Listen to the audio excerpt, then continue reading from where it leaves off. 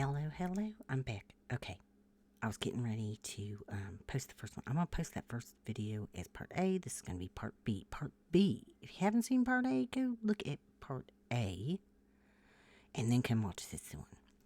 Okay, as I was getting off the internet here, I see this article that says, you're seeing things that humans probably shouldn't see. Killing 4 U of I students leaves mental toll on officers. So I noticed this was November 19th, 2022. So I just thought, oh, I'll just look over this real quick. Got Chief right here. It's just a couple interesting tidbits in here. Now, that kid, the kid that became the attorney, I believe, that was giving the little interview to the news, that's the neighbor of the Idaho4, that was featured on Miss Bubbly Waters' video today, was saying that he was just spitting out facts about that there hasn't been an unaliving here since 2007. Well, that apparently is not true. Because this very bad scene, and I'm going to tell you, you should all read the entire article if you want. I can't read the entire thing because this will be too long, but I'm going to briefly let you know. Here it is in the Spokesman Review, November 19th, 2022. There's the title. We've already said that. And it is by Garrett Cabeza. Okay. Now, they talk about that it was a bad event, horrific scenes, We all know about that. Seeing things that humans probably shouldn't see, says the spokesman. Well, I don't know who else he thinks is going to see it. A robot? I mean, get out of here. We're going to have AI robo-cops here. Anyway, okay. This is right when they said that there were no suspects. This wasn't, 7 days after, like a week after. Fry's going to hold a press conference at 3 p.m. on Sunday to give an update. Okay, they said that they've been working long hours and that they got a government grant, a federal government grant, so that about a year before this, so that they could develop a program, which now they say it's, getting popular across the country thanks to their, brilliance, where the 3 teams of the Moscow Police, the Pullman Police Department, and the Washington State University Police Department were going to select certain employees from each department to receive mental health and wellness training so that they can assist officers from the 3 agencies with any mental hurdles they encounter. As a peer support team, they can refer officers to another treatment with an actual professional if needed. Doesn't that just sound like they're trying to keep things close to the vest again? I don't really know that. I mean, a support group is one thing, but I would think that after, being a part of a massive, horrific scene, that it would almost be required to see an actual professional, not just a peer to, get paid to chitty chat and share your thoughts with each other. I mean, they could all be unhealthy, or someone could miss someone's unhealthiness, and that leads to big problems sometimes. I mean, I'm sure we've seen lots of incidents where PTSD sufferers have been a part of something very sad, and we don't want that.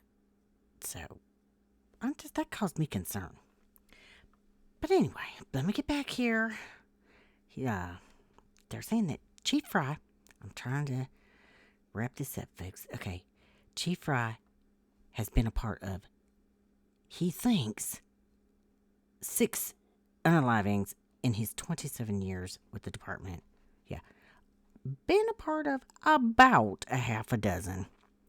I would think that that number would probably be pretty easy to remember instead of about, I don't know.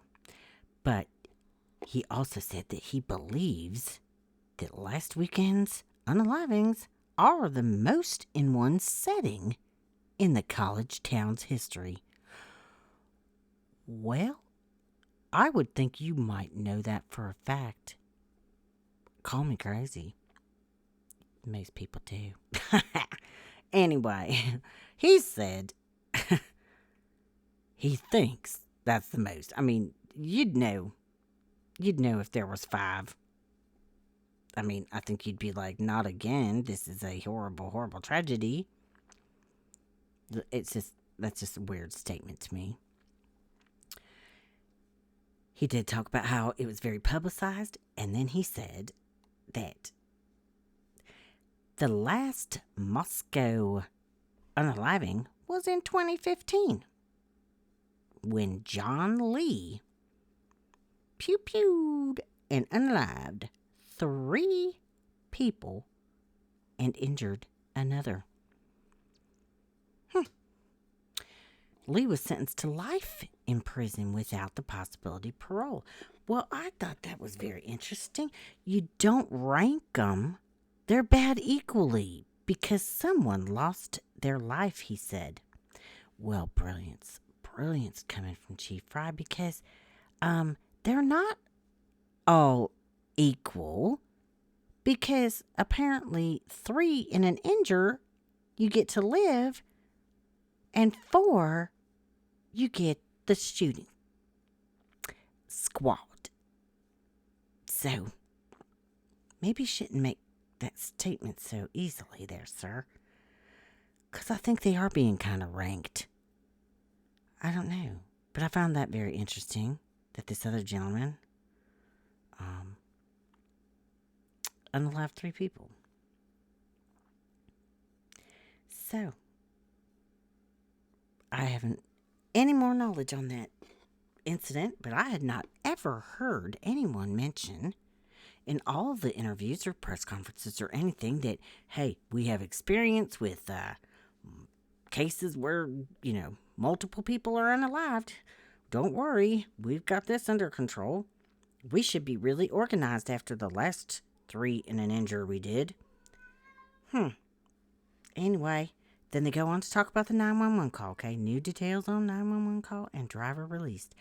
They say, I just don't like how they phrase things here. I don't know why it's so strange in this town.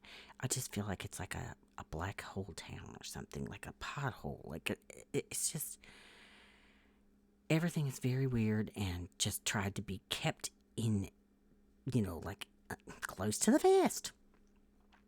They say the 911 call is what led the officers to discover the bodies of the 4 students. That call came from the cell phone of one of the surviving students. Okay. In a Facebook post on Saturday night, which I don't think the government offices should be able to use Facebook to do their little posts, because to look at those, you have to join Facebook. And if you're not wanting to join Facebook, then you don't get to see all the things that the other people in the town are seeing. And I just think that is wrong. Why are they not using .gov websites? Because they're lazy and they don't want to make a website. Can't Mary make a website? He's an IT professional, isn't he? I digress. Anyway. Okay. They say it's an ongoing investigation. They're not going to say who placed the call on the 13th, but that it came from inside the residence. That's just like that horror movie. The caller was coming from inside the house. 2 other women who lived in the home were inside when the attack happened, said police. Those women are not believed to be suspects, were uninjured, and are cooperating, said Fry. Roommates, this is a great Fry quote, folks. Roommates are always, I think, important pieces. But everybody in this case is important at this time. Let that sink in. Roommates are always, I think, important pieces. But everybody in this case is important at this time. They're not going to be important later. And roommates are just pieces. Isn't that awesome? What a dolt. I mean, okay. The Facebook post said that the detectives believe the two women were out in Moscow separately, but returned home by 1. The pair did not wake up. Look right here, folks. The pair did not wake up until an unspecified time later that day. I thought DM got up and kept peeping out the door. I thought she was interrupted a good bit of the evening and then was frozen for 8 hours. What is this? The call came shortly before noon. The Latah County coroner, Kathy Mabut, said the students unalived in the early morning hours, which, we know how qualified she is, requested aid for an unconscious person, and then they found the 4 unalived people when they arrived. So they're, once again here, they're like doubling down that they were not told on the phone anything about people being unalived. Like, the call led to the discovery, and now the unconscious person, but that's not what they found when they arrived. That's just really weird the way they're wording that. I don't care for it. So they go on to say the girls were at the grab truck and that they came home private vehicle at 1:45. Well, that's not what Olivia said, but anyway. Police said in the post the driver is not believed to be a suspect. Well, they just say that about everybody, don't they? They still haven't figured out where Chapin and Cornetto were. I don't know why their timeline is not as important as the 2 girls. I don't know how you could draw a conclusion about any of it until you knew where everyone was and what happened to everyone leading up to that night. It's ridiculous. But said the students were in their beds, blah, blah, sleep, sure. But she did say there were defensive wounds on the hands of at least 1 student. Now, are you saying at least 1 student because you don't remember if it was more than 1 student?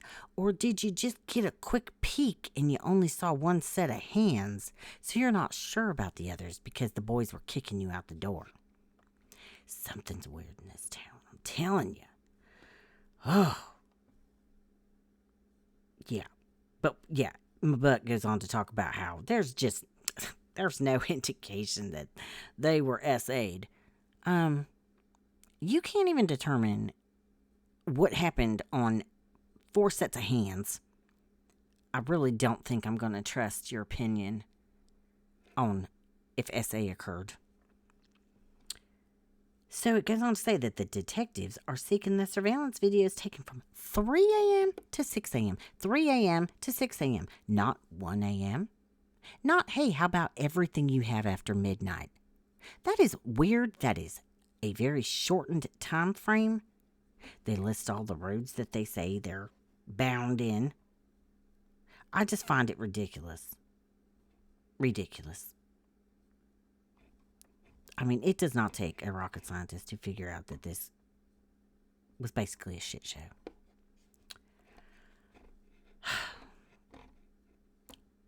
Please, we need justice for Kaylee, Maddie, Xana, and Ethan. These people, their families are just broken.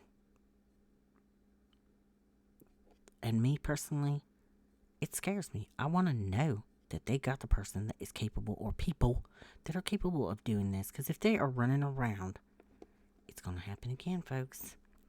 Or they're just going to laugh the whole time because they got away with it. Anyway. Okay, that's my rant. I ranted it. You should go and read this whole thing if you would like to have any more details. Oh, and look, they got some benches dedicated over here to the girls. Probably, or all, maybe all of them. With a spectacular view of the lake they loved. Alright, well, looky there. Another unaliver in the bar.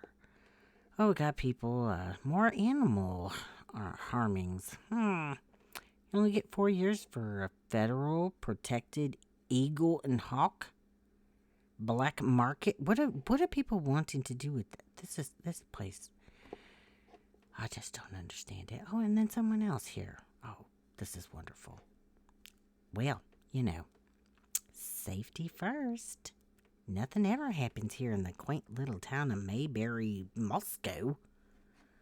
Lock your doors, folks. Please, people of Moscow, be safe.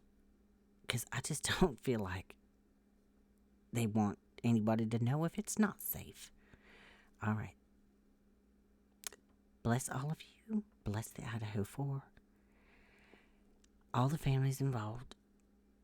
That includes Mr. Koberger, who is innocent until proven guilty. These are all my opinions. It's just me ranting because I'm frustrated and I just had to vent it to my people. So, love to you all. Take care. Bye-bye.